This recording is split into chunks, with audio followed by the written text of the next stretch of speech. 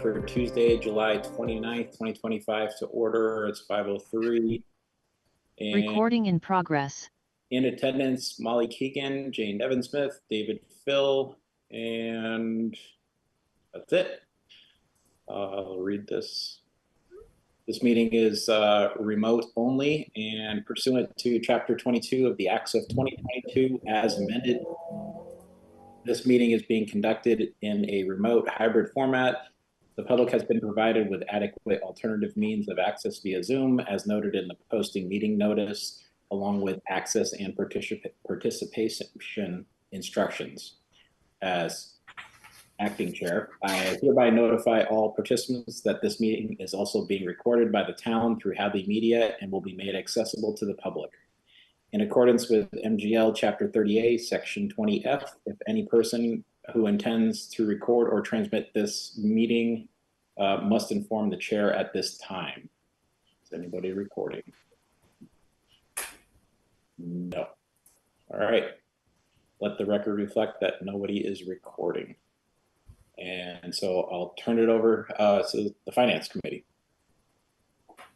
So I call the Finance meeting to order. In attendance, myself, Amy Biden, Peter Matusko, Paul Benjamin, and Shardul Parmar. Thank you. All right. And Chief Administrator, it's your show.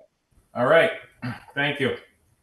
So just really quickly, first off, this slideshow that you're about to see is the slideshow that we intend on giving at all of the public hearings.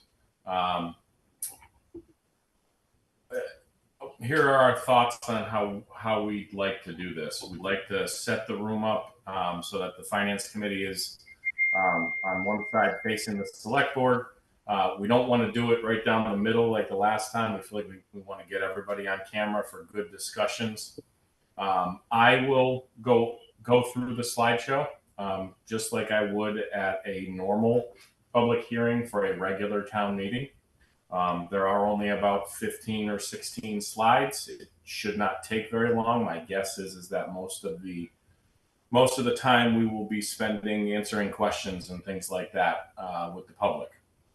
So I do want to just extend a special thanks to Jennifer and especially Paul and all the other folks who helped put this slideshow together. Paul was really integral in helping us kind of adjust the slides and making sure that it wasn't too long, but had all the right information in it.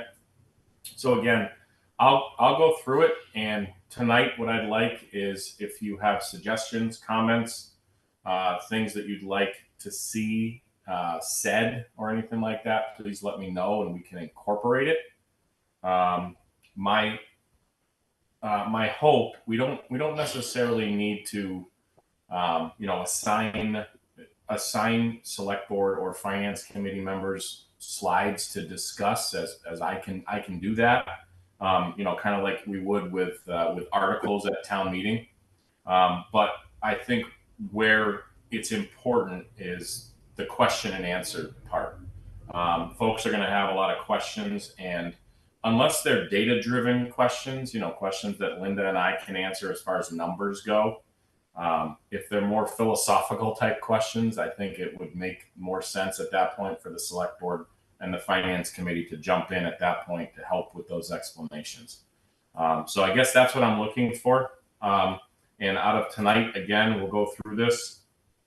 And I will we'll just go through it slide by slide and see what you think. And you can stop me before we go to the next slide. And the only other thing that I need tonight is we need to talk about kind of the totals, the total numbers here. We did get more information on the insurance hikes that are coming down the road. And so some of our numbers have changed. And so we do need to kind of discuss where we're going to land here so that we can make final adjustments to the slideshow so that we're putting all the right numbers out there. And Susan and Cheryl and Linda and Lauren and Jennifer and I literally worked right up until this meeting started to try to get as close as we can get. But again, we're going to be looking for some some assistance on how to finish tonight. Okay, Jennifer, if you want to start the slideshow. And at the end of this, we will officially set the date and officially notify the clerk and open the town meeting warrant. Okay. Yep.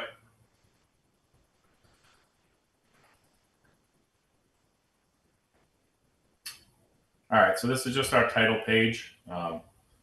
I love the logo here. Paul came up with the Hadley Strong. Let's keep with the Boston Strong mantra. Go ahead, Jennifer.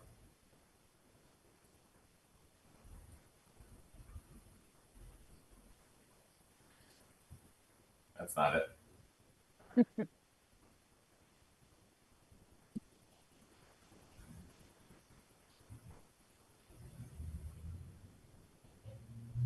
Nope.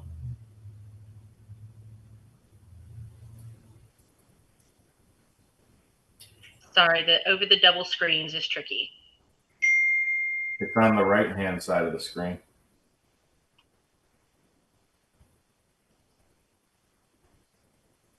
Give me just one moment, please.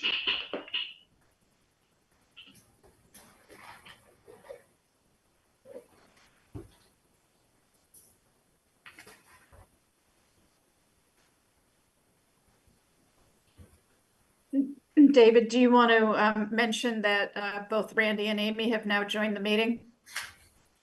Yes, I'll do that. Randy Iser and Amy Parsons have joined. I was gonna say, I'm sorry, it says 6 p.m. on board docs. That'll be my excuse too. But I'll turn this over to the real chair now. Randy, it's yours. Gee, thanks. Jennifer, Thanks for bailing me out. Jennifer, we can see it, but it's set up. It's not set up in slideshow. Very close enough. Or not. Now it's gone again. I'm sorry, I have split screens and it's showing up weird. Obviously, I've not conquered that. Just one moment. So in the interim, I just point out tomorrow's meeting is at 5, even though it's listed at both times. It's not. It's just the beginning at the front of the web. If you look at the posting and you go into it, it doesn't say that, and it's corrected. So tomorrow is 6 o'clock, correct? Tomorrow is 5 p.m. at Town Hall. Okay.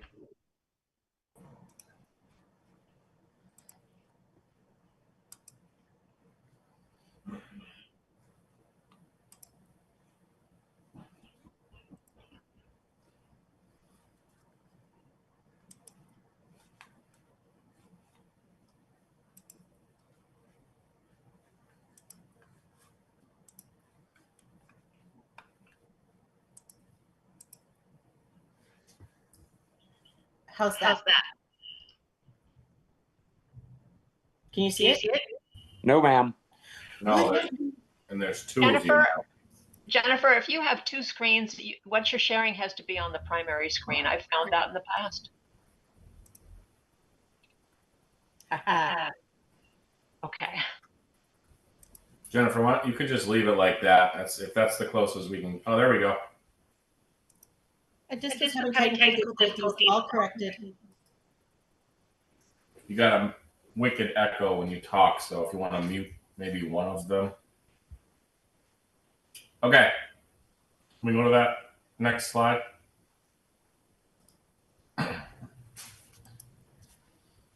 Yay. Okay. So this first slide is like more educational. I would like to start by explaining to folks what a Prop 2.5 override is. And I also want to explain to them the difference between a Proposition 2.5, which is what we currently have. We adding 2.5% to our levy annually, so that we can try to keep up with costs. And then the difference between that and a regular and an override of that amount, which is what we'll be asking for as we move forward. So essentially, the 2.5 is to try to keep up with costs, and we'll get into a further slide that'll explain how we fell behind in these costs, and then what an actual override is over and above that amount.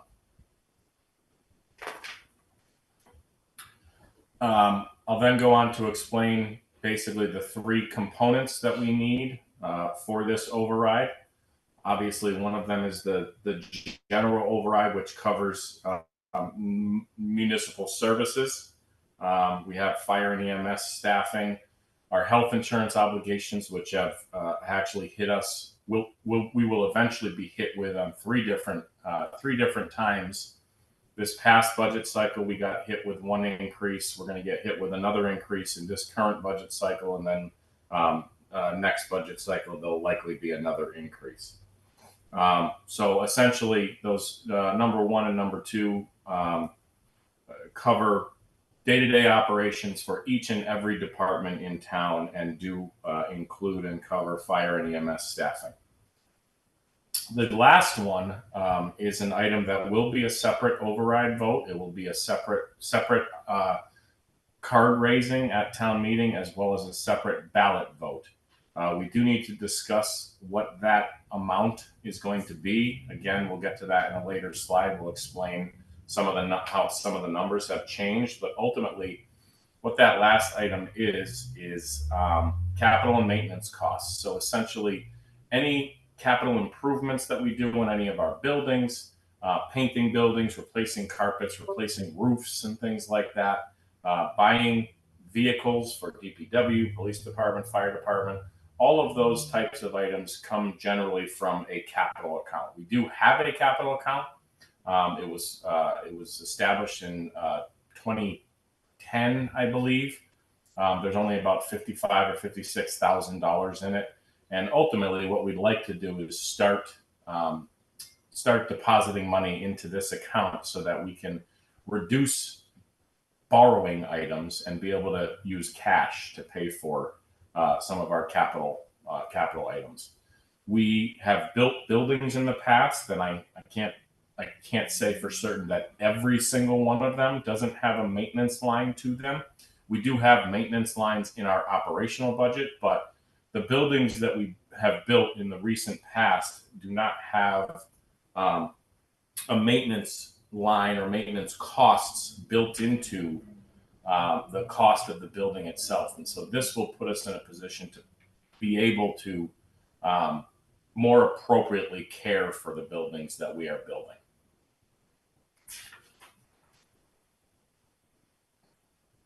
All right.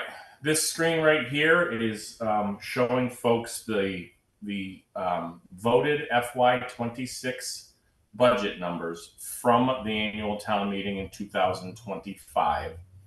And the next column is showing what the added needs are for each line item. What we did is Linda and I went through a budget process in which we had to reduce our spending drastically from every single department, essentially. We had a priority of not cutting staff. And so we had to cut from expenses, significant cuts from expenses. When we started to see that, we were going to have a shortfall here moving into FY27, we went back to the drawing board with all of the department heads, and we asked them essentially, what is it that you need to be able to continue operations? Meaning, if we continue on the track that we're on right now with the money that you have been given for your budget, if you don't get it, number one, what happens to your department? And let's say what we want you to do is to sit down and look at your budget and tell us where you need more. And so we took those numbers and then we put those calculations through another budget process, essentially. And we worked with the department heads to pare them down. We didn't want this to be a wish list, essentially. We really worked with them to determine actual needs and not wants and hopes. And so ultimately what we came up with is that 1.307339 number. Now, The other part of this request that we need for the override, if you look at that bottom box, is the $846,785 for free cash. For those of you who don't recall, we had to use every penny of our free cash just to get us to where we're at for FY26. And that is something that FinCom and Select Board and Linda have very successfully been able over at least the last handful of years to do the opposite of. They have been using less and less free cash, trending, on a trend, so that as we move through budget cycles, if there are needs for certain departments, they are able to utilize free cash the way that it should be. Unfortunately, with the cliff that we basically ran off of, we had to use the entirety of it. So that addition to the override request will hopefully put us in a position where, as things start to even out, if we get the override, it'll put us in a much better position to move forward. I have a question. Yes, ma'am. On the benefits others, is the insurance, I assume, and is that both the October 1st and the January 1st increases, or just the October 1st? So you are one slide ahead of us, Jane. If you Okay, wait 2 thank seconds, you. we'll jump right into that. So here it is right here. If you look at that second slide, Jane, this is one of the ones that we actually do have to kind of pull out and discuss. That 1.574124 number is your general fund operational override request. The only number that needs to get added into that to cover the full operational need is in the next slide, which we'll get to in a second, which is your fire department. That $330,000, we want to make sure that the public understands that how we got to this point is because of things like this. We got hit with a $330,000 increase in our health insurance for FY26, which is one of the reasons that it necessitated us to significantly cut all of our departments. Now, as we move forward, we had to, unfortunately, if you recall, that 2 weeks ago when we were sitting at Select Board, our by-board meeting, we were discussing what we thought the override request was going to be, and Lauren informed us that just that morning we learned that there was going to be another double-digit increase in our health insurance. That increase is going to hit us on October 1st.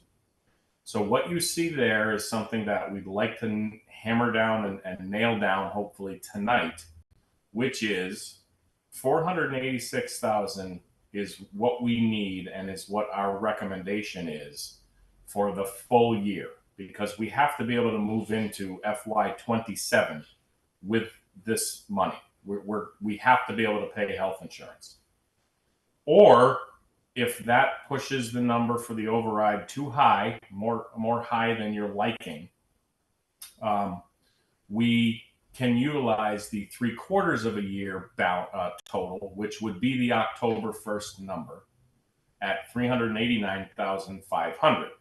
So that'll bring the total request for the override lower, but it's not going to get us to what we need for the health insurance. And the other part that we'll explain to the public is another one of the reasons of how we got to where we are. This bottom box essentially has 3 of the more significant reasons. Difficult to put numbers to, just simply because things fluctuate. They go up and down. The inflation costs have exceeded what our Prop 2.5 annual increases have been. The Select Board and the Select Board began a wage study multiple years ago to be able to bring our employees' salaries up to a more commensurate rate to improve retention and essentially be able to pay our staff what they deserve.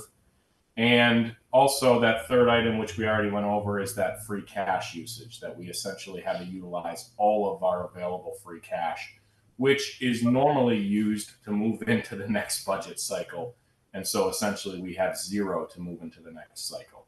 And so this is what we'd like to hit on, these three major items for the residents when we do go over this, as to three of the significant reasons as to, you know, why we need this override. Mike, Yeah. Mike, the 330,000 that was already in the budget, but we don't have enough to cover it, obviously. So it's not like we're asking for $800,000. Correct. That total, Just- Randy, on top is the total, and it does not. The 330 is in there already. It's Okay. It's one of the reasons how we ended up to Yeah. where we are. Understood. I just didn't want people to think that Yep. we're getting whacked 800 grand if we're not. Sure. Right. Okay. The other thing I think would make clear to the average lay person in town is if you say specifically that FY26 budget runs from July 1st, 2025. Because people think fiscal year 26, they're going calendar year because they're not into accounting. That's not their job. Got it. We will add that in there. We can certainly, that's very easily done with just, set of parentheses to show people the dates. So, I don't know if you want to discuss that insurance issue right now, or if you want to come back to it later, if you want me to go through the whole slideshow. But again, our recommendation is for the full amount. And then we can kind of discuss how you want to measure how you want to reduce the total override, or we can go through the whole thing and then talk about it after. Anybody have a suggestion? Go through the whole thing and talk about it after, Mike. All right. Go ahead, Jennifer. So here's the fire and EMS portion. Again, I'll explain to the public that we've doubled the size of our fire department, and we now have a 24/7 fire department. And we have added a second BLS ambulance for the money that we've spent on this. Unfortunately, this amount has not been budgeted for. It has been paid for out of stabilization and out of some free cash payments. And we have changed course slightly so we do need to insert this into the budget. And so if you take that number we just ran through and this number here, this is going to be essentially the cost of our operational override, and that gets us to $2,154,124. I think this slide, back to the fire slide, I think that should say it was never part of the budget specifically, because we transitioned, we had these things, what happened? So we need to show why it needs to be put into the budget. Okay. If I simply explain that, Jane, would that be sufficient, or do you think it requires another bullet point in there? I think a bullet point that said was not part of the, did not have its own budget line. Okay. And then you can explain around that, but it's a talking point. Okay.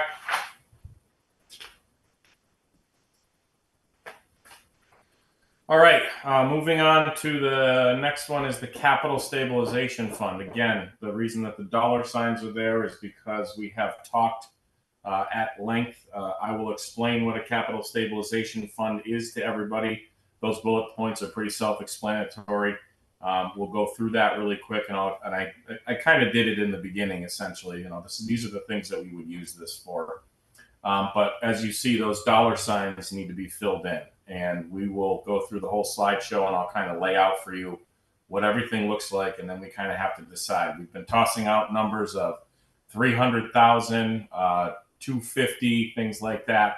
So I just want to make sure that when we factor that number in, that everyone's okay with what the total is. Because we really do have to measure the total override against the viability of this process, right? It has to pass, and so if we keep climbing, we're risking a lot. So we'll come back to that one, but that's essentially what, we'll explain that to the public. So this next slide is just a kind of a graphic showing the Hadley tax rate from 03 to 25. I'll just very quickly explain that in 2004 was at its highest at $13.11. In 2008 was at its lowest at $8.84. And that last column there is where we are right now at $11.63 in 2025.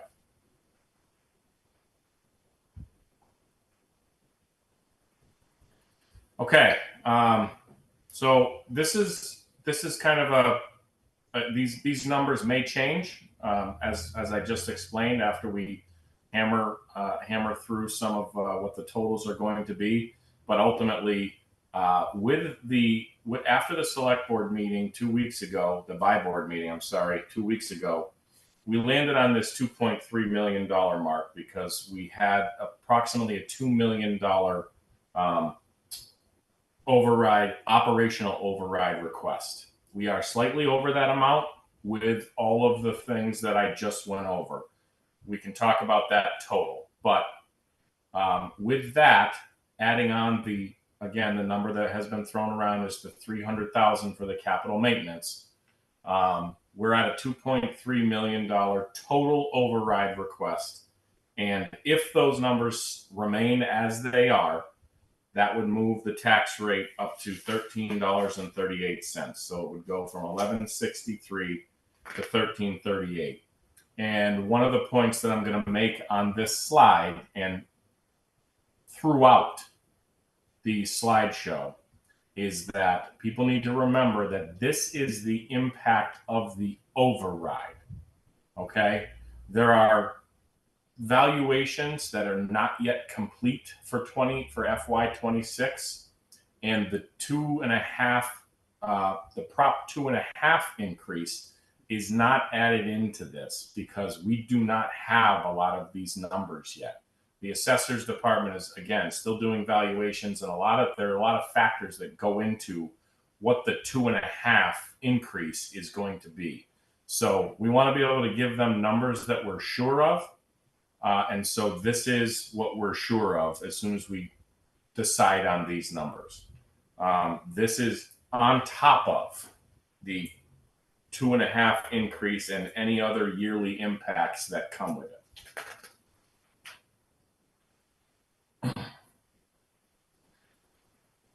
Go ahead, Jennifer. All right. So this is your surrounding communities comparison. We'll show this to the public, and it's simply to show these are all Hampshire County with the exception of one Franklin County community that is our direct neighbor, just to show that we do have the lowest tax rate in this area.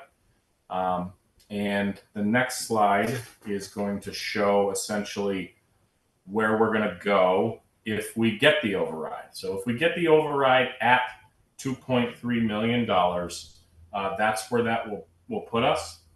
However, there is one thing to consider in that this is before any of these communities have their own Prop 2.5 increase. And so this may change. We may end up actually being the lowest again. I'm not really sure how those numbers are going to work out, but all of these communities, I think all of these communities do have a Prop 2.5, so their rates will go up, after they do their valuations and all that. Okay, so again, here's the tax impact on households for that 2.3 million. This is straight off the DOR website.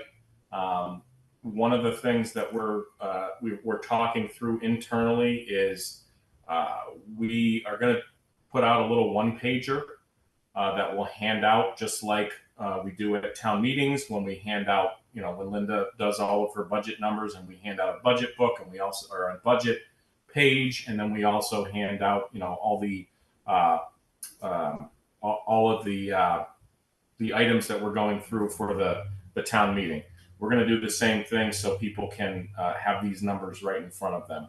And we're going to also give them the ability, we're going to give them the equation so that if they know their current assessed value, they'll actually be able to do the math for themselves right then and there, and be able to figure out what their what their override tax rate, their tax bill would be, and then they can figure out the difference as they work through it.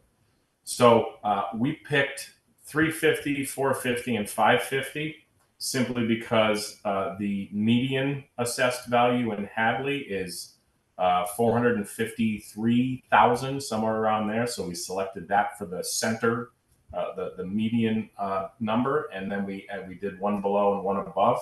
The DOR will go all the way up to 1.5 million for assessed value. So there's plenty of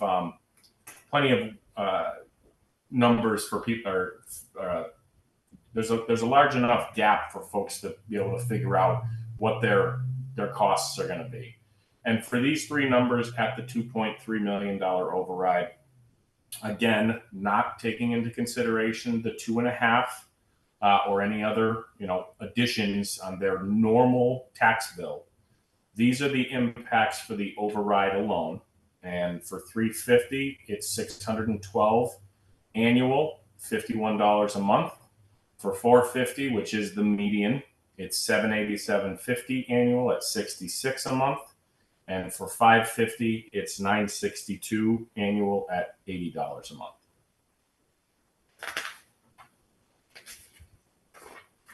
So here we'll jump back into kind of an educational part where Linda and I I'll probably need Linda's help on this one.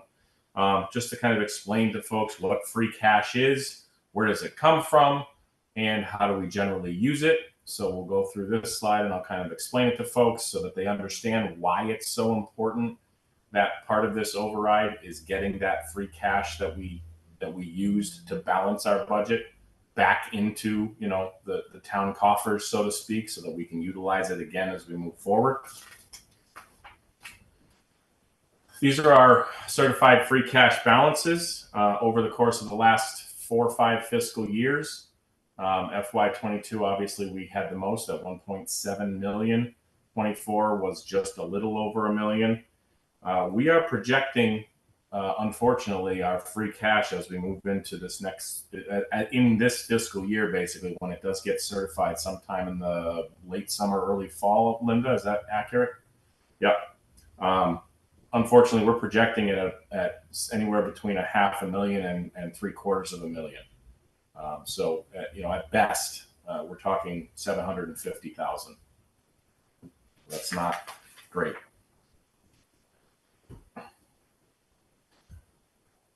This next slide, again, more for educational purposes to explain what the stabilization fund is, how it's created, what it's used for, and one of the things that will probably come up in the next slide, one of the reasons we want to explain the stabilization fund is to Jane's point from earlier, when she suggested that we explain that the fire department budget is not, or the fire department need is not in the budget, and that's because we had utilized some of this money to cover those costs. And so folks are probably going to want to know why was it at why was it at a little over $2 million and why are we down to 1.8? So we'll try to explain that. I just assume a question will come up, but again, those two slides are really more for educational purposes and to show people historically where we're at with our stabilization. One of the other points that we're probably going to make is that you'll notice that number 1.8 million where we are right now in our stabilization is actually higher than where it should be based upon what we have spent, and that is because of the investments that Linda has been making with our money. And so we are doing really well with our investments, and that is growing. So that should be lower. But again, we're able to see something positive is coming from what we're doing here. Okay, Capital Stabilization Fund. As I mentioned earlier, I touched on this. In 2010, we did create this fund. I actually did not know that we had this fund. But essentially what this is what we're looking for as far as that capital money that we're going to be asking for in the stabilization. This is the fund that it would go into. This is the fund where our meals tax and hotel tax would go into, that we have used year in and year out to purchase dump trucks and police cars and fire trucks and things like that. So this is the fund that we're going to use. So I'll explain that to the public. And then here is our FY 20 to 26 balance of that line. And again, I know that this is one of those ones that I think everyone really loves this idea. Everybody kind of supports this idea to be able to get this $56,552 balance up to a much larger number, so that we can, we can buy things in cash and not have to borrow. So as you can see, we started out with just a pittance in there when we started the fund, and we'd like to add to it. And that's pretty much it for the informational slides. We're going to give them the 3 dates of the future public forums after we do this one on Thursday. And then again, this last slide is just we do need a official decision, if you go to that last one, Jennifer, for them to decide that date and that time and that location is the special town meeting. I spoke with Lisa Mead, our town council. We do have to give a certain amount of notice before we have an override meeting like this. That date fits the notice that we need to give.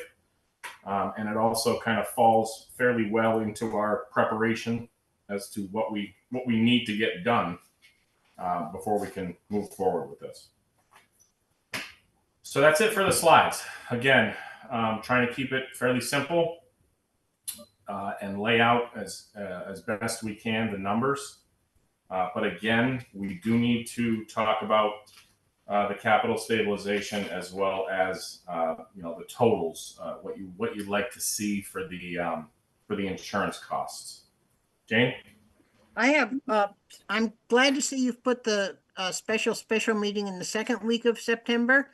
And I think it would be appropriate for all the people who are away in the summer to have one more forum that first week of September.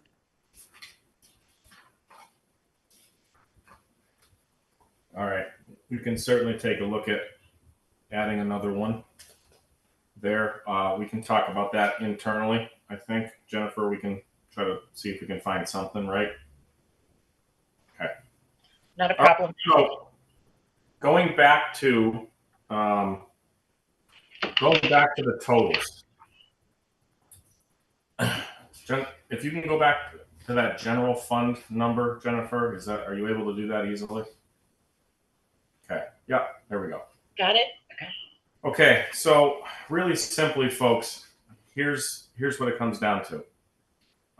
We have, again, Linda, if you want to jump in if I say something incorrect, but I feel like we have gone through and worked with the department heads as best we can to reduce their ask. We did say it at the last buy board meeting that even requesting this large amount of money in an override, these departments are not getting what they ask for, what they say they need. No department is getting anything additional. No one is getting a single hour of additional coverage or any additional employees that were not already planned for, so to speak. So my recommendation would be to not reduce the operational override request.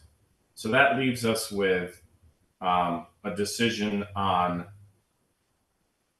if you want to reduce that health insurance amount. Ultimately, what it comes down to is this.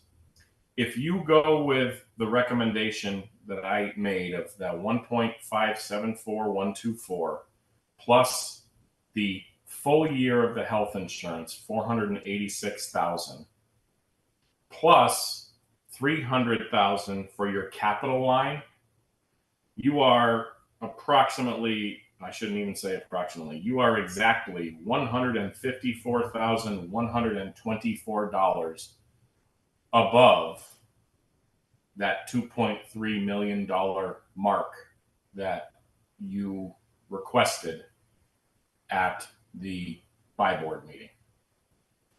So you can find those funds with the reduced health insurance coverage, or by adjusting your request, your need, so to speak, for the capital stabilization, or the last choice, and the one that I do not recommend, you can go back into the general operational budget and find another $154,000.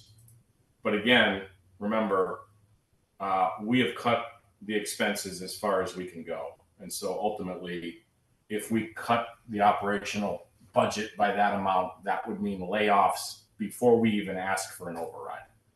I just don't see any other way to find that amount of money in anyone's budget, even if we spread it out. So at our last meeting, we were aware that we were going to have an insurance increase, but we certainly didn't know what the exact numbers are going to be. Now that we do, I mean, my opinion is we just go for it all and raise our number to whatever it is that covers everything, because otherwise we'll probably be back for it in a year or less. So, Mike, yes, ma'am. I can't find my little hand thing on here. So, I just want to, if you back up one more slide to the one before, to give them the sense of the budget again. I want to point out that what we've used in the budget is the lower increase. The 389,500 is in that benefits increase line. So now if you want to go forward to where we were, Jennifer, go forward one more slide. That's we use 389,500 in the actual budget. And that brings us, that's because it's starting in October 1. So we use 3/4 of the year in the budget, but we really would need on an annual basis the 486,000. So I'm pretty sure, Mike, that what's in the upper number there, the 1,574, 124, doesn't include that extra almost $100,000 even for the full annual amount. So we are that tight. If you want to budget for the 486,000, we'd be bringing up that almost another 100,000. So that means that 96. Yeah. Do you want to back up again, Jennifer? I'm sorry to keep doing this. That would mean the additional needs would go up another 100,000 there. And if you use the calculations in the bottom chart, again, up another 100,000. We're almost at that 2-3 just on the budgets.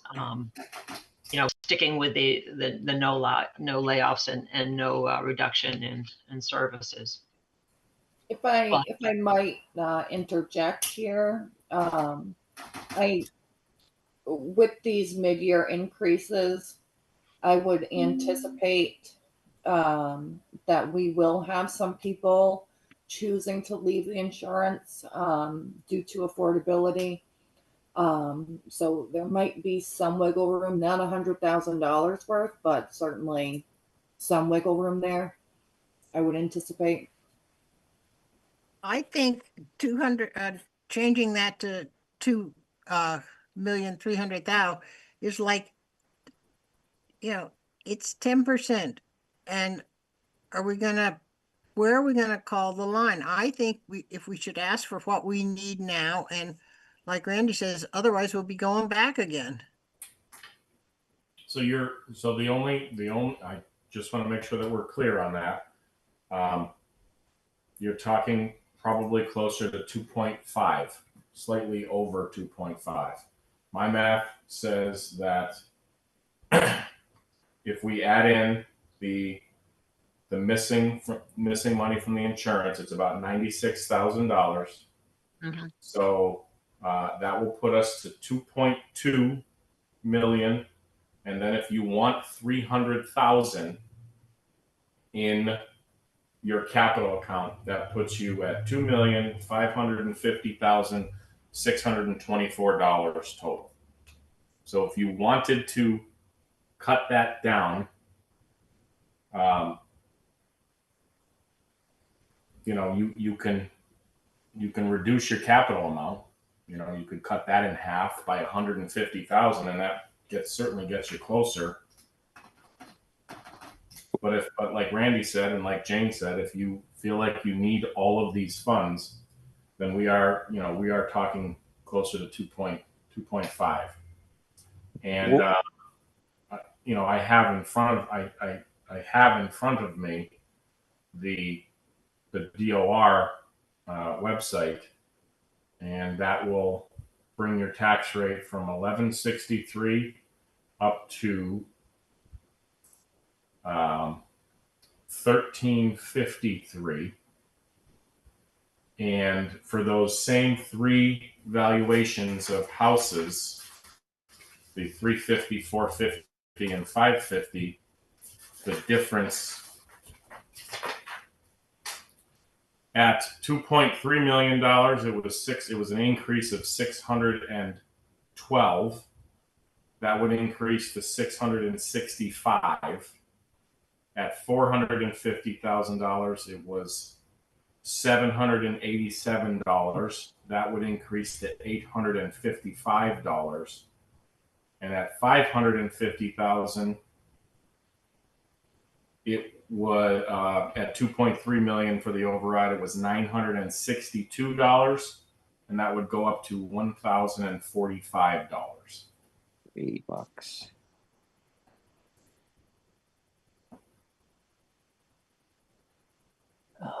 None of us want to pay more taxes. We all know that.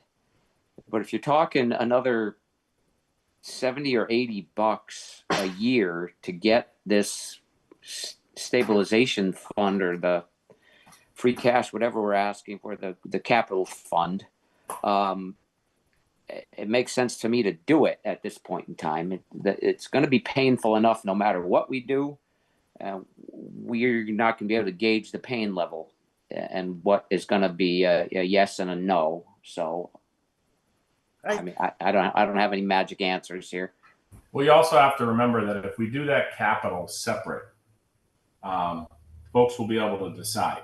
They'll be able to decide how much pain they want to deal with. Yeah, that's true. All right. I'm good with that. That makes it feel a little better. Then people can decide if they want to pay that extra $300,000. Paul? So, yeah, I mean, that has to be a separate vote anyway, because it's going to be dedicated. So people could vote that down if they decide that it's just too much to bear at this point.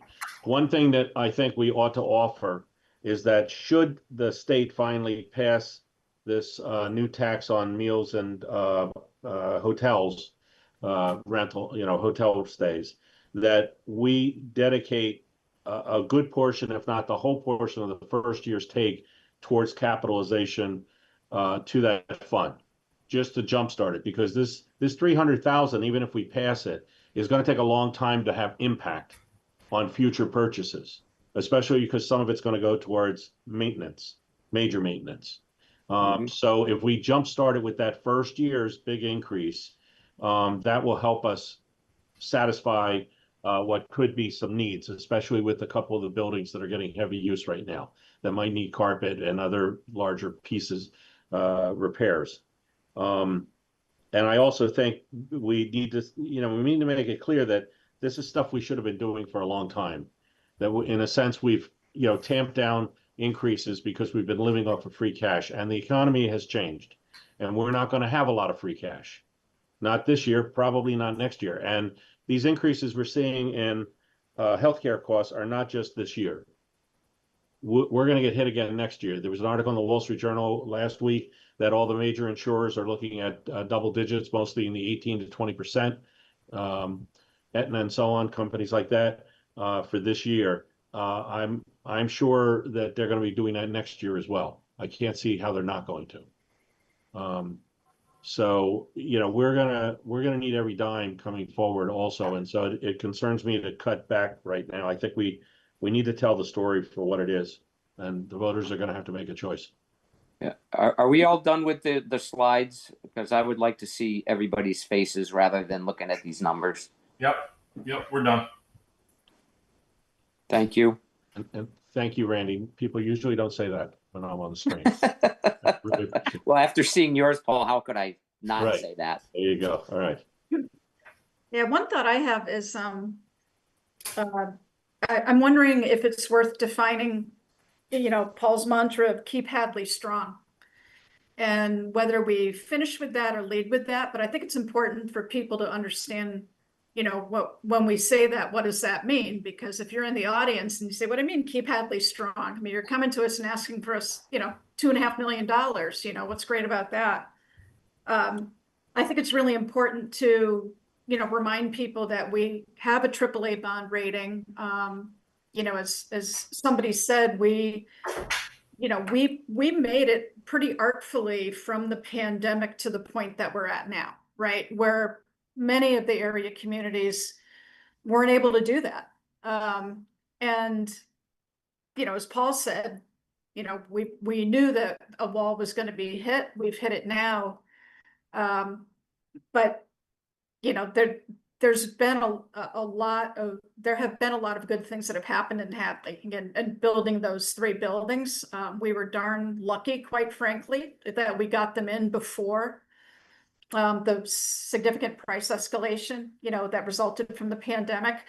Prop 2.5, you know, that's not the inflation rate. 2.5% has not been the inflation rate over the past several years. And again, Hadley managed through that to get us to the point that we're at now.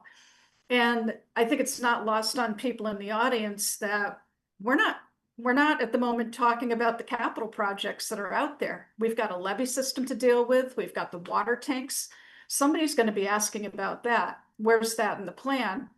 Part of keeping Hadley strong is making sure that we retain our AAA bond rating or as close to it as we can get, because we're going to need that to have more favorable borrowing rates going forward.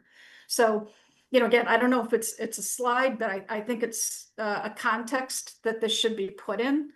I could certainly argue that we just go for it. I worry from an acceptance standpoint, you know, for every dollar we move above that 2.3, at what point do people start saying that's too much and we don't know for sure, you know, that you absolutely need this money or you haven't made a strong enough case? I absolutely want the capital stabilization in there. If it was 150 and not 300, I'm fine with that as well. So that's just my 2 cents. I think we need to mention also that Hadley has never in the 45 years of Proposition 2.5 had an override. Right. Where other towns have, we have always managed our funds, and partly managing our funds has been by not giving employees the raises they might have deserved, not spending money, and having really clever people in our financial planning sets that can borrow money when debt's coming due so that we have lower tax rates. We've worked smartly about what's happened in this town, and we need to acknowledge that.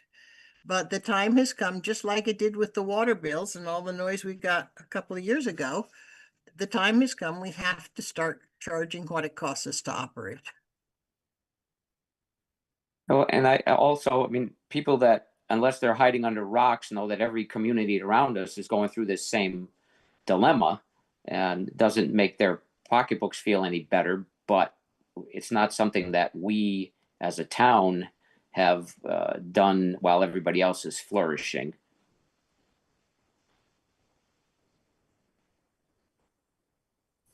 I will, all good points, and I will, I'm making notes, and I'll try to work all that into my, when I go through the presentation. But Mike, I thought aren't you looking for a number tonight? to finalize the slides for Thursday? Yep. Looking for a number as well as just a vote on the date. But I also, didn't know if anybody, I just wanted to make sure nobody wanted to add or subtract anything from the slides or anything like that. But yes, I need to finalize that. Yeah. Let's do the easy part and pick the date. Get that out of the way. How about September 9th? I'm all in favor of that. I've got something going on the next week, so I'm good with September 9th.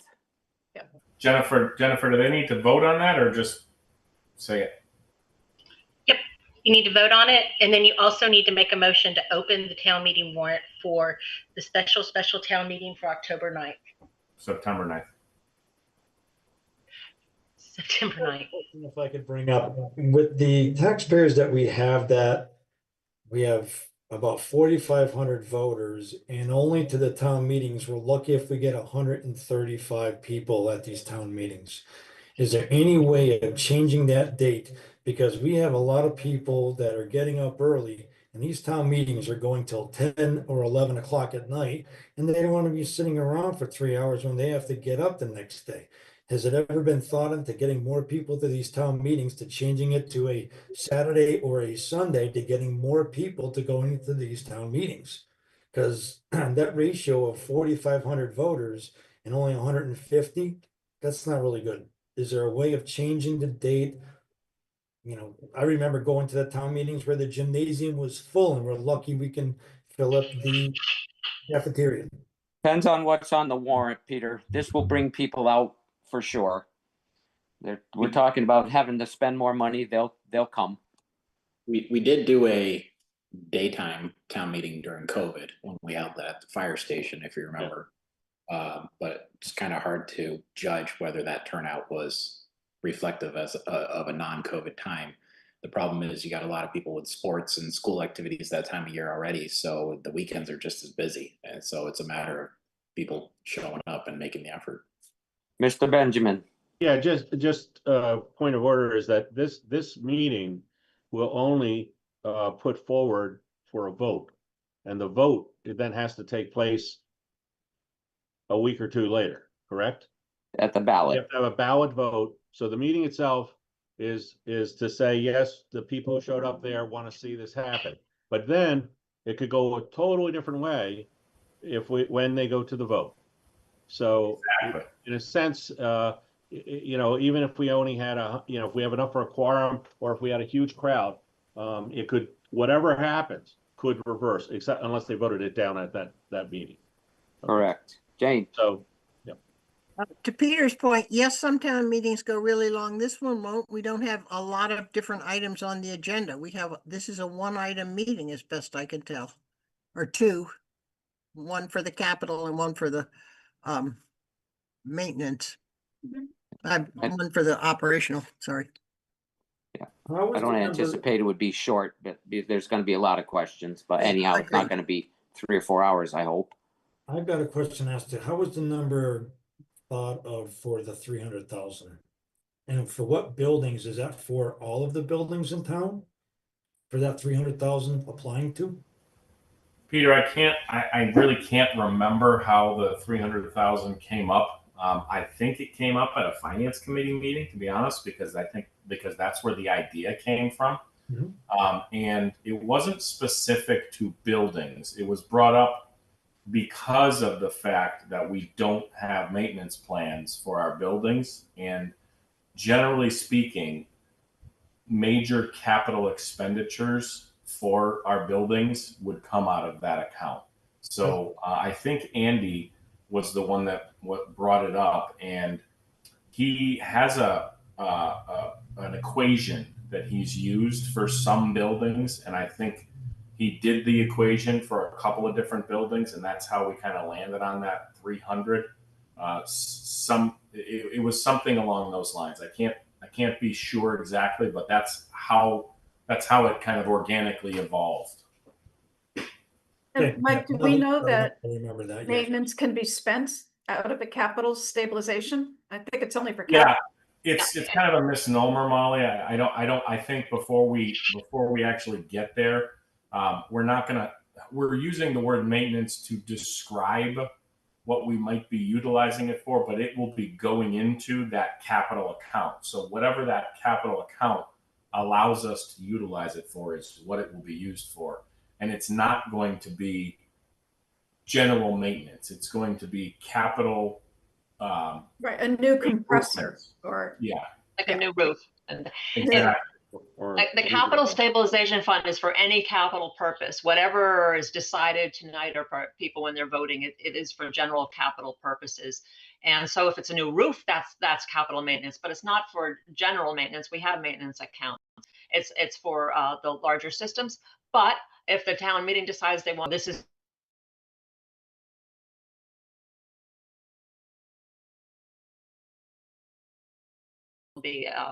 that will be a major focus going forward, but it's going to be a general capital stabilization fund, and the use of it will be up to town meeting voters. So maybe we call it capital building and vehicles or building and equipment. Well, I think it's just an act of law that yeah, stabilization is what it's called, and then right. they define what you can spend it on. And town meeting makes the determination too. So it'll still be done when Linda puts together her menu of items for the capital budget, and town meeting will determine how we expend those funds. Amy, you want to say something? Yeah, the reason why I was pushing it, and so in the beginning, for instance, way back when David Nixon wanted to paint Town Hall, and we weren't to because it was through CPA because it was maintenance. We still haven't painted Town Hall. It's a big expense. It's over and above what we have in our regular maintenance accounts budgeted for in our general fund. We need to save for these projects, painting Town Hall, doing a driveway at the Hopkins, or some big expenses. One of the things I would like to have for numbers going into this, I would like to know what our total borrowings are as of up to date, where we are for borrowing, how much we have borrowed, and what is pending in borrowing. We have the fire truck pending in borrowing. The water tanks are pending in borrowing. So we do have some pending going to be coming up, but what is it that we have borrowed so far? So, I mean, those are big deals, because what we did was we realized that at one point we said our capital, people weren't wanting to do debt exclusions, and they failed at the ballot. So we started increasing our line items in the general budget to increase every year. One year, I think we did it several years in a row, increased it by 100,000, and we added to debt and interest. And that was a way to pay for all these things. So now, and way back when, the rates were very favorable for us too, when we did the buildings. So we had some great rates. Rates aren't as favorable anymore. It's, I mean, not like they used to be, where we were paying under 1%. But I still think we need to save for those we need to save for that kind of maintenance, doing the painting and being proactive. We wanted that maintenance fund or capital fund was supposed to have all our meals and originated to have all the meals and hotel tax go into those. And that was what we wanted to do at one point. And we need that money. So that didn't happen. We did talk about moving over the cannabis money. That's not going to happen. So we have tried different ideas. And this was an idea that actually came out of when we met with the Mass Municipal Association for Finance Committees over at in this past March with the other towns. And this is what some of the other towns had done and have been very successful. So when they needed that fire engine, they took it out of that. So I think this is a fabulous idea. I don't think we need to diminish it at all. And I think by taking a little bit out of that just to change the number, I think is a mistake. I think we need to to build this number. I think if you look at some of the other towns, they have some very substantial numbers. I know that Amherst, when they put their school there, they didn't want to have the taxpayers pay such a high number. So they took a big chunk out of their capital stable maintenance. They had took a big chunk out of that to lower what it was going to cost the taxpayer. So I think this account is very important. So in the spirit of knocking off the easy one first, before we nail down a number, I'll make a motion that we schedule the special town meeting specific to an override request for September 9th at 7 o'clock at Hopkins Academy. And also simultaneous open the warrant for that meeting. I'll second that. Okay, motion by Molly, second by Jane. Roll call vote, please. Roll call vote, Phil, Yes. Keegan, Yes. Isaac, Yes. Nevin Smith, Yes. and Parsons. Amy, I said yes. Can you hear me? Now we can. Now we can, yeah. Sorry. Okay, we're good. Okay, so can you recap, Mike, then what is if we leave the 300,000 for the capital stabilization vote, what is the requested number all in, if I can put it that way, based on the discussion for the general override? Linda, I don't know if you want to double check me as I say this, but Yep, okay. based upon the difference in the 389,500 for the 3/4 of the year of insurance, asking for the full year of insurance, the difference is 96,500. Yep. So if we use the full year of insurance and we add the $300,000 request for the capital, making sure that the fire department costs are included in that general fund number, your total request for override is $2,550,624. Oh my goodness, I did it right. You got it. So essentially, you will have two different override requests. One of them will be $2,250,624 for a general operational override, and the other will be a $300,000 override request for that capital fund. So here's a question, and I like round numbers, so I hope we're not asking for, $624 tagged on the end of something, but the manner in which we arrived at that number, with all of the good work that everybody did in town hall and department heads to come up with that need, was the entire amount of free cash that we used in the budget, and then plus all of the shortfall numbers, right? Yep. So theoretically, we would be positioning ourselves to not have to use any free cash. So I'm just wondering, at least in the spirit of lopping off the $50,624, if we could bring it back to 2.5, knowing that we may have to use a little bit of free cash. Linda, I like round numbers. Yeah. Linda, what we actually had talked about what about that free cash number. Does that sound appropriate? Well, sure. We have been using almost $850,000 to balance budgets right through the one that was voted in the spring for FY24, us, wherever we are, FY26. And what we were hoping for is if we can clear up the use of free cash, that going forward, we would be in a position to have the expenses covered by revenues. And that is certainly still the goal, to have 50,000 less. Either that would mean that we would work to have 50,000 less of an increase in the budget for the next year if that was possible, or we would then return to perhaps spending $50,000 out of the free cash that is certified as of this July 1, which, as Mike mentioned before, we're expecting to be between $500,000 and $700,000 conservatively. So it'd be 2.2 million for the general override and 300,000 for the capital.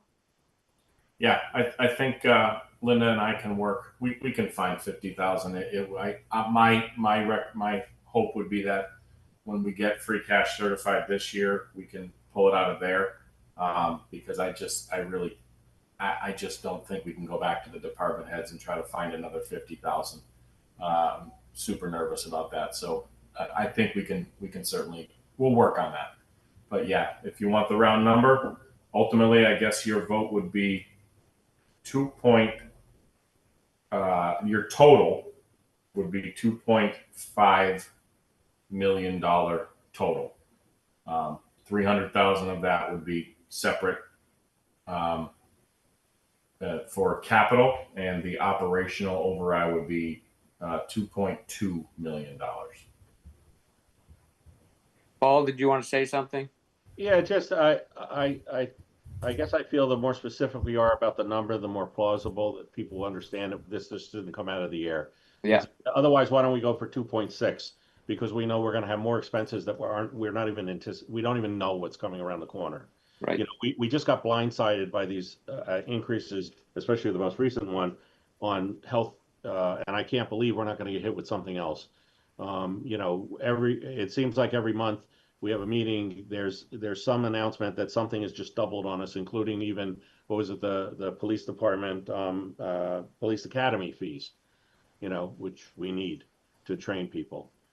That's just, it's the tip of the iceberg, what we've had so far. We are going to see more and more unknown. Right now, we can't even anticipate what they are, but we know we're going to get hit with more and more increases that we have no control on, and they're going to be coming from either state or federal right now. Not to mention just generally things needing more money. And I hate to see us, I think we need to show people this has been worked on that tightly. Yeah, I agree with that thought process. Yeah, I agree with Paul on that, in that if people see that we're down to the dollar, we didn't just pull it out of the air. Yeah. Even though we know it wasn't pulled out of the air no matter what the number is, but I think more people will believe what's going on if we get it to the dollar like that. Yeah, and also we're going to need every dollar free cash. We're going to be back here next year. You know, otherwise we're going to be back here going, what do we do now? Yeah, David. I just want to give the chief and Lauren the kind of a little bit of heads up on what I'm hearing from people that are pushing back against this, and that just so you can have some information ready for the forums. One pushback is, well, all the hiring that you guys have done over the last, 5 years or whatever time period it is. So I think we need to have the information available of exactly how many people have been hired and how much we've grown the number of employees in town.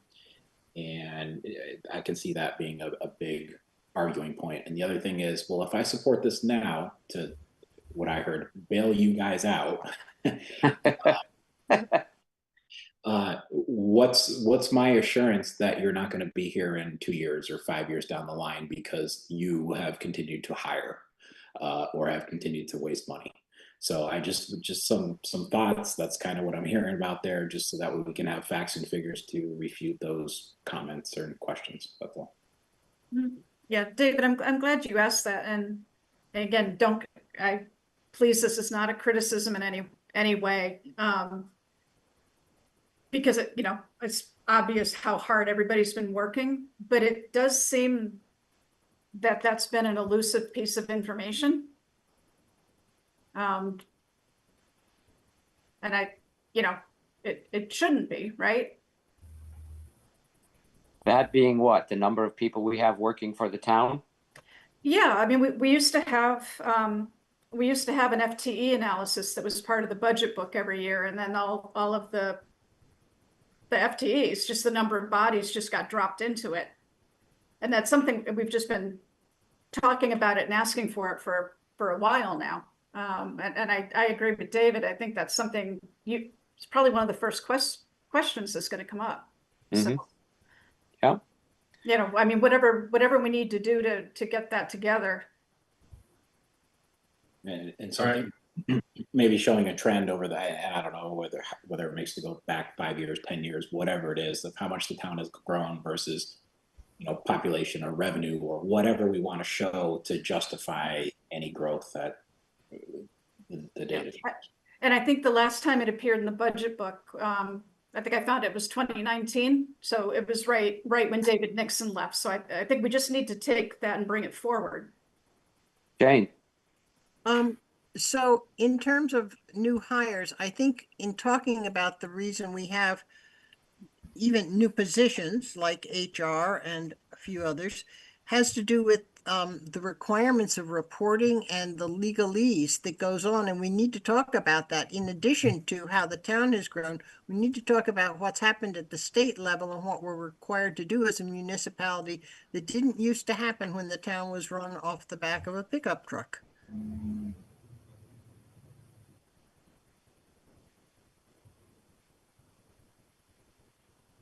Okay. Do you think grouped in those same, you know how the budget has the general government, public safety in those areas? I'd like, do you think showing the FTEs in each of those government areas would be helpful? Yes. Yeah, because the other thing, Linda, it does, and I think I sent it, I don't remember who I sent it to. I sent it to somebody. That Excel spreadsheet that was embedded in the budget book in 2019 that David did, and it would have partial FTEs in there, right? That's exactly what it does. And the other important thing that it highlights is where there has not been any growth, right? So that's why I think the different government areas would be helpful. Yep. Exactly. And it also was going to help in the conversation about the fact that if the override doesn't pass and we're looking at layoffs, it's a great place to underscore where we have entire departments with 1 or 2 people. And if we're looking at cutting services, you know, these are areas where it literally will mean removing that entire service or, you know, reducing them to part-time, and then you lose people who are looking for full-time. So it serves a variety of functions. What do you think over the last how many years? I'd take David's from 2019 pre-pandemic and just bring it right forward because that tells the story. Don't look so excited, Linda. I'm really excited. I'm going right in to see Lauren after this. Yeah, but I think this is really more, you know, that comes from payroll and HR, right? But I don't know about 2019. I would think because once you go before COVID, so much messes things up.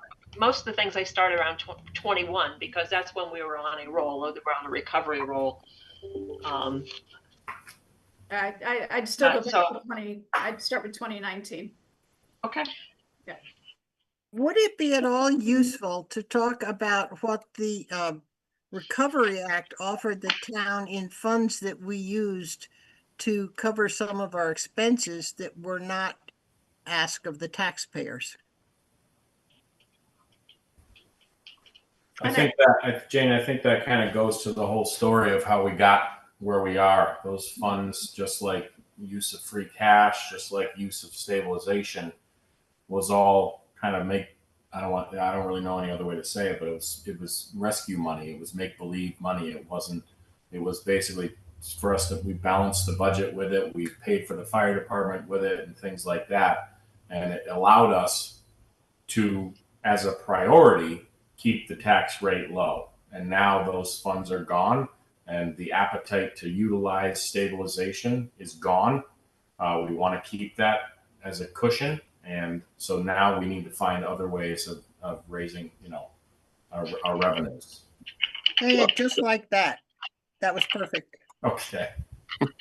The other thing is more than half of our ask is really just absorb increasing the fire department budget and then the health insurance.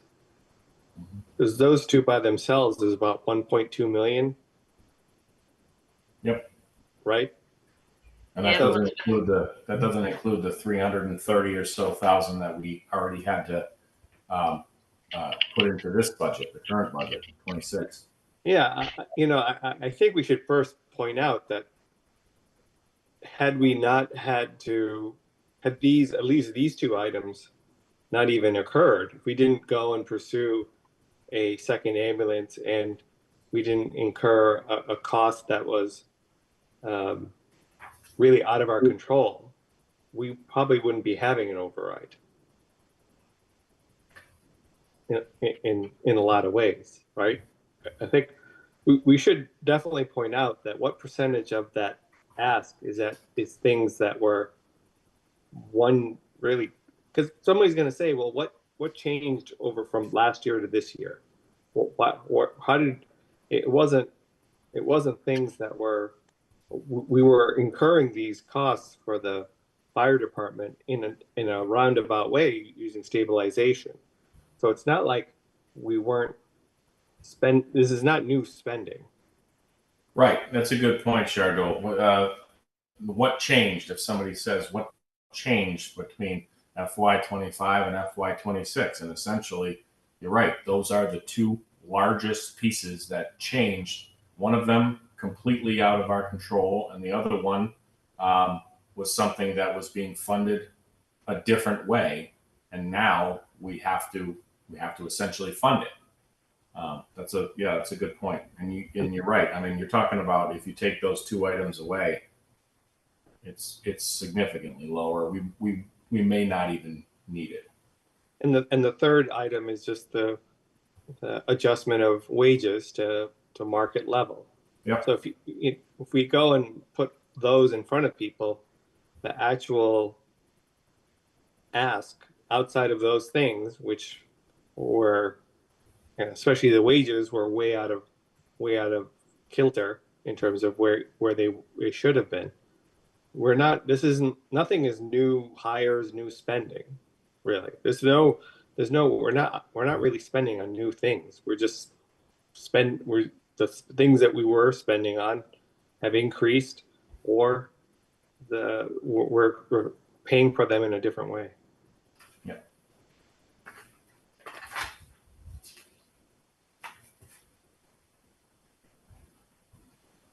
Okay, does anybody want to, do we need to vote on the number, or are we just going to suggest? Well, there's two different ideas on the floor right now. There isn't a motion, but one of them is to round it off at 2.5 total, and the other thought that was proposed is to be exact. So I think that's what needs to be decided, and once we have that, we're done. So are we all generally in agreement that the numbers presented are appropriate, whether it's to the penny or to the nearest $10,000? The only other last question I would have is that we're going up 2.5 million, but that's on top of the 2.5, right? 2.5%. Yep. So even though we're telling people that your taxes are going up by the portion that is paying for the 2.5, when they get their bills, it's going to be greater than that. Yeah, I that's part of the issue, Chardot, is that I'm gonna weave into my explanation throughout this entire slideshow that the numbers that they are looking at is only for the override over and above the 2.5. And the reason for that is that we can give a general calculation of what the prop 2.5 would do. But I'll have to plead ignorance on this part, and I'll have to have maybe the assessor help, or maybe even Linda or Susan. There's a lot of valuations that aren't remotely complete for FY26. So abatements and things like that. These are things that affect all of that affect your annual taxes. So We don't have those numbers. And so I'm just, like I said, the best thing that I think we can do is be exact with what the override over and above is going to be, and continue to remind them that this does not include what your normal tax bill would be with the Prop 2.5. Yeah, my only point was that for the person that's, one of the things that's going to happen is people are going to say, well, oh, it's going up by X, and they get their bill and it's all of a sudden more than that. And they say they lied or whatever. People weren't being straightforward. I would rather paint the worst case scenario, a realistic picture in the sense that this potential for X, this is the amount with 2.5 plus the override. And make sure that they understand that that's the maximum potential. Is it possible to take, and I know it's not accurate, but it's as close as we could sort of get, last year's increase on the 2.5% for those 3 categories of homes and say, this is what it was last year. It will be different this year, but as a general idea, this would also be added to what we're asking. And then it's not a big hit in the face when your taxes doubled. What we're talking about is doubled. I can certainly double. We're talking about an increase of 15.5% plus 2.5. So it's not going to be, the 2.5 is not going to double the increase. It's going to be a small fraction of that. I think to Shardul's point, as long as we make people aware that that's coming, then when we don't know the number, that's as open as we can be at this point in time. It's in the first slide, I believe, that says what is it is, and the point was to talk about it then also, that I believe if you go, I don't know if you want to pull it up, but the first slide is that this override is above and beyond outside of the 2.5. That's what an override is. It's above that. Right. So I think Mike gets it, that he's going to need to mention that, and hopefully people will understand. Yeah, I don't intend on mentioning it. I intend on beating it to death so that everybody understands. And we can come up with kind of, it's fairly easy to figure out what the 2.5 is on our total budget. So I can throw a number out there, but again, we're going to have to be real careful. I agree with Shardul. We can give like a worst case, but we just need people to understand that it's going to fluctuate because we just can't, it's not even August. We're 1 month into the budget cycle. There's just no way to calculate some of these valuations. Yeah. And they're gonna ask, is that 15% above the new valuation, the old valuation? It's like people are gonna go and say, what's the base number? Yeah. And that 2.5 is applied to what numbers? What numbers? And that 15% is applied to what number? So it's not like you're compounding it. Right. That's a good question, actually. I don't know that I have that answer. Linda, do you know? Is the 15% go after the 2.5 or the 2.5 on top of the 15? Or they're combined. Yeah, that might be. Is it 17.5 of the current tax base? So tax rate's going to get set in the Linda, fall. you're muted. Right. The override is a dollar amount. It's not a percentage. But the taxes, right? But it's going to be it's a dollar amount. So, but it's going to be proportionate to their value, right? Doesn't matter if it's before or after. Actually, let's. Yeah, Sue's better hand up. Yeah. So yeah, the 2.5 is going to be determined by the Department of Revenue based on the values that they approve in the fall. So Cheryl is in the process of submitting values to the DOR for approval. And then the 2.5 will be based on those new values. And then the override amount will be added to that. Linda is absolutely correct. It's not a percentage amount. It's a dollar amount that's being added. I guess my question would be that dollar amount is based on their current. Should we use their current tax value, the current valuation to determine the No. percentage for that, not for the 2.5, but for the override.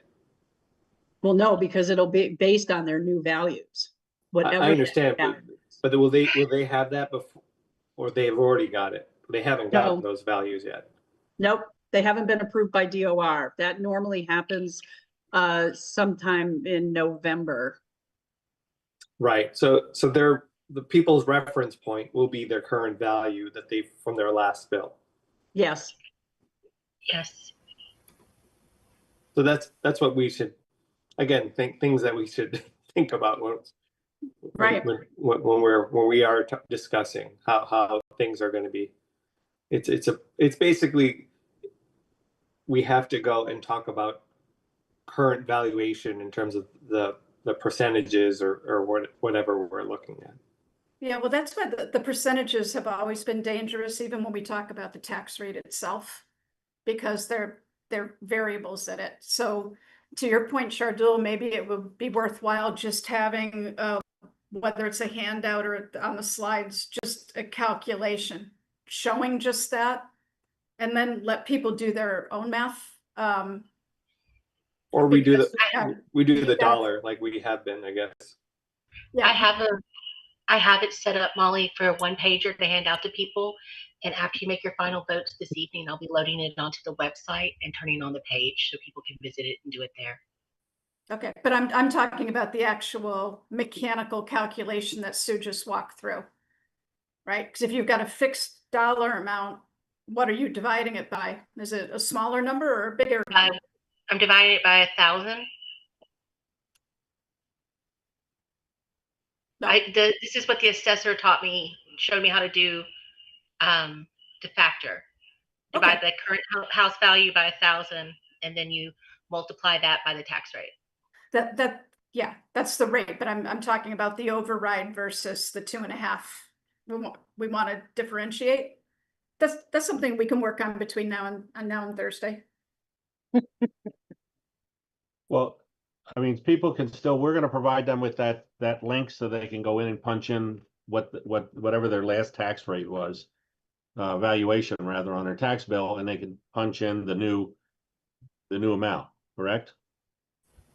Yep, we will put that on there as well. And again, these are all Not things exact. that, the 10 of us, however many folks show up, select board and finance committee. I know we won't have everybody for every meeting, but these are all things that, we can kind of work together to help explain when these questions come up. So all right, we should vote on the number. Yeah, can we make a vote? I have a hard stop in like 3 minutes. Somebody make a motion. I'll move that we go with the actual dollar amount for the amount of the override. For the general fund override. The general fund override. So your general fund override would be $2,250,624. Okay, Jane made a motion, David seconded it. Roll call vote, please. Roll call vote: Phil, Yes. Keegan, Yes. Iser, Yes. Nevin Smith, Yes. and Parsons. Yes. And Okay. your capital account override amount would be $300,000. Okay, I'll make a motion that we put an article on for capital stabilization override in the amount of 300,000. Second. Oh, David second. Okay, motion by Molly, second by David. Roll call vote, please. Roll call vote: Phil, Yes. Keegan, Yes.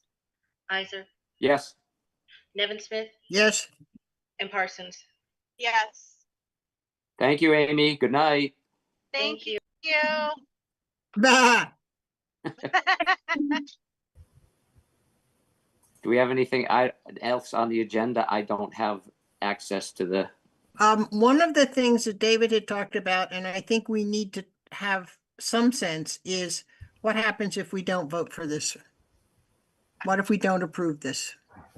So all we can really do when that question comes up, and we have to be very careful about we didn't want to put it in a slide. It's really hard. It's completely amorphous right now. The only thing that we can do is essentially explain to folks that if the operational override does fail, we will have that shortfall of $2.2 million approximately that we will have to reduce from our budget. It will come from wage lines. It will be personnel. Personnel costs. Reducing personnel will reduce costs on our insurance. So we will be able to reduce both of those at the same time. We can't tell people which departments will be hit. We can say that it will be widespread because it is a large amount of money. And the other thing that does need to be explained when that goes along with layoffs is that we will likely have unemployment claims skyrocket and remain until those folks find another job. So whether or not we'll have to cut deeper to kind of balance those costs out, I don't even know how that would actually work. But ultimately, you're talking about approximately $2 million worth of reductions, and because we've cut so much from expense lines, there's no other place to take it besides staffing. And again, $2 million in staffing. How many, ballpark, how many heads is that? I guess 30. It depends on where you start. If the select board decides that essential employees can't be touched, meaning public safety, DPW, things like that, then you have to work into municipal employees. And if you start with stay away from obviously your department heads, like I think Molly had mentioned it last night at the ambulance oversight, where if you have a department of one, the select board would have to determine whether or not you want to eliminate an entire department, which is certainly not obviously something they probably try to avoid. But basic math. Let's see. And the schools would also be included? Well, the schools would be part of the discussion. But the schools have the ability to take from school choice funding to avoid layoffs, at which point we would only be able to reduce them by the amount that we are putting back into their budget, which is only about 130,000 of that 2 million.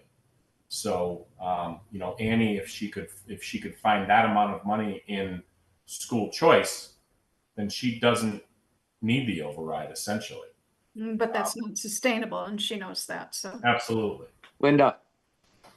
I think that we would have said several weeks ago, I think we did say it several weeks ago, that the default no override is what was voted in May, because what we're looking for in override is an increase to that budget. But that's no longer true, because with another $400,000 on health insurance this year, that's $400,000 in the currently funded budget that has to move aside.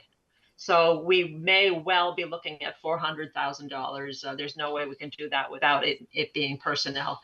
And also, people need to be reminded that in that budget that was voted,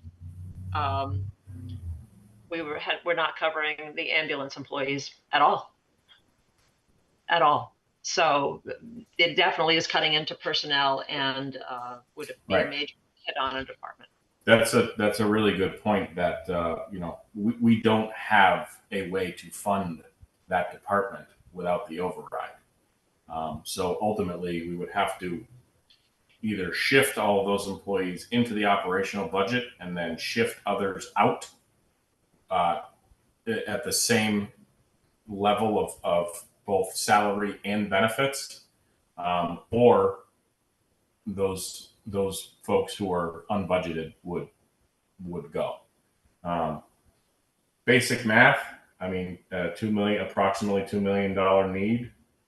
$65,000 to $70,000 salary, just a ballpark figure for mid-range employees with approximately 35% benefits tacked on. You're talking about 30 people. Well, and actually you're probably talking about more, because don't forget, then we have to pay for unemployment. Right. So it actually, the number goes up beyond because of that factor that needs to come into play. And I don't even know how you handle that, because you're essentially cutting costs in one place and it's increasing in another. So what do you do then? Keep going, and then your unemployment costs continue to rise? I mean, at some point. So not on the school side, but on the town side, how many employees are there? Ballpark. Lauren? I think your DPW. I can pull that up from our last payroll. However many there are, 30 is going to be a huge hit. Well, that's what I'm going to say. I want a percentage. This is 40% of our town if it doesn't pass. I mean, I can just throw basic numbers out there. Your police department and your communications department are under that number. So if you had to lay off all from there, we'd all be gone. Your fire department is under that number. So if you had to lay off from there, they'd all be gone. Your DPW is under that number, I believe, or very close to it. So they'd all be gone except for maybe one or two people. I don't know. Town hall, I believe, when you consider the municipal union, so town hall, including library and COA, I believe is at 25 to 26. So they'd all be gone. I mix and match. You'd be cutting 5-6 people from each department, which if you take from public safety. Now, not only, as Molly mentioned, are you talking about covering unemployment costs, but if you take from public safety and DPW, in order to fulfill the mission of any one of those agencies, now you're paying more in overtime to be able to do the job. So this past payroll, we had 114 employees who got paid. Okay, so you're looking at a third, a little bit less. 28%-ish. 26%. Yeah. 26.25%. Is that just on the town side, Lauren? Correct. Yep. I think we need to. I mean, obviously that question is going to get broached, but we can beat it to death and never come up with an answer until we absolutely have to do something about it. So I would suggest we let it be for now, unless somebody's got something really astute to tell us about.